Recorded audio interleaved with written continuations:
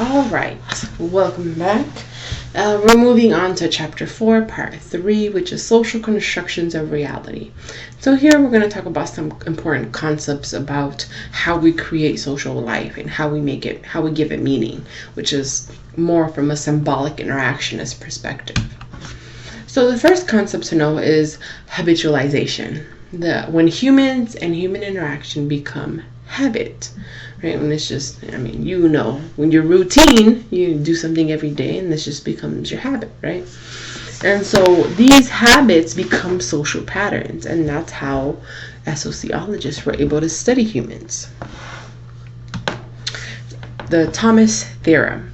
And so the quote is, if people define situation as real, that they are real in their consequences.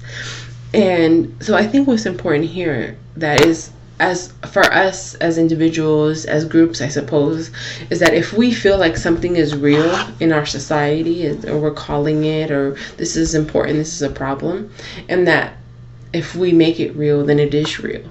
Because as humans, we create everything. And so that's kind of what this theory is suggesting.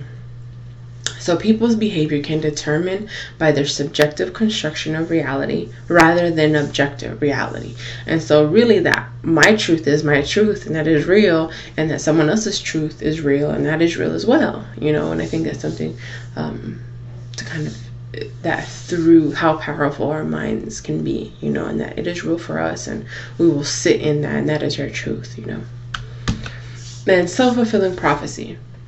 So when the reality is constructed by an idea, even if a false idea can become true if it's acted upon. And we're really going to talk about this when we hit crime, when we hit education, is that when someone believes the stereotypes or labels us as bad, that even if we're not bad, and we may not really believe that we're bad, but then we start embracing that stigma, that label, and that it starts to become true. We start acting on it, and so it becomes a self-fulfilling prophecy that maybe it was just an idea, and then all of a sudden we're making it real because our mind kind of said it already. And so I think that's really important when we hit crime, because a lot of kids end up being stigmatized and labeled and then embrace that and then become these criminals, and how important like words and labels are. And education, which is directly tied to crime. So interesting things to think about. Okay, status. And so there's two types of statuses that are really important. So a status is a position in society that comes with a set of expectations. And so we have an ascribed status, and that is one that we're born with and is unlikely to change.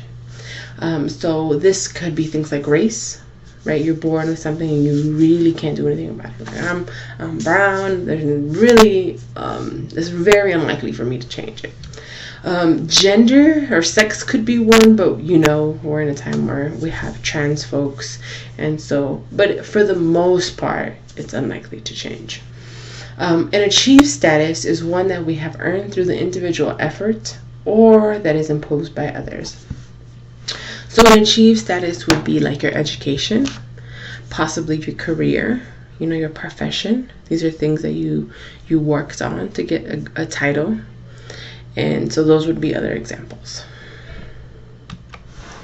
Our master status. So all of us will have one master. We'll have multiple statuses, right? And kind of like identities in some ways.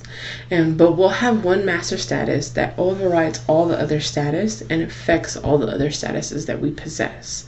And so, like for me, race is probably my master status. I mean, me being a woman is very dominant as well, but yes, for the most part, for me, that's what I feel like, because my education, not everyone can see that I have a PhD, it's here in the education that, but when I'm out in public, people don't assume, she's a doctor, and so for me, race is really heavy, and so is me being a woman. So it depends on what impacts you the most.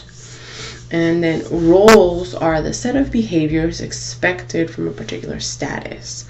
So each status I would argue each like identity, if it's easier to kind of understand it or remember it that way, will have roles. So my role as a professor, my role as a mom, my role as what else did I say?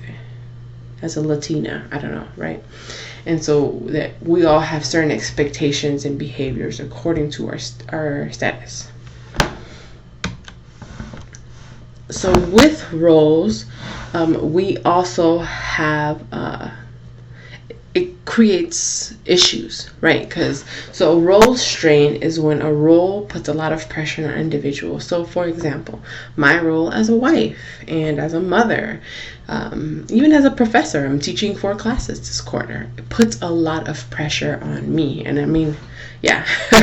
And so role conflict is when one or more roles are contradictory and they're causing conflict. So all the roles I just named, or all the statuses really too that I just named, is creating tension, so with the example I just gave, when I'm trying to check emails but I have to watch my daughter and she's like pulling at my leg, and then I also have to cook dinner and so it creates issues, right? And so I guess kind of think, what are some other role strains and role conflicts that you can think of as a student, as a sibling, what are the things you feel like causes role strain for you, or role conflict for you?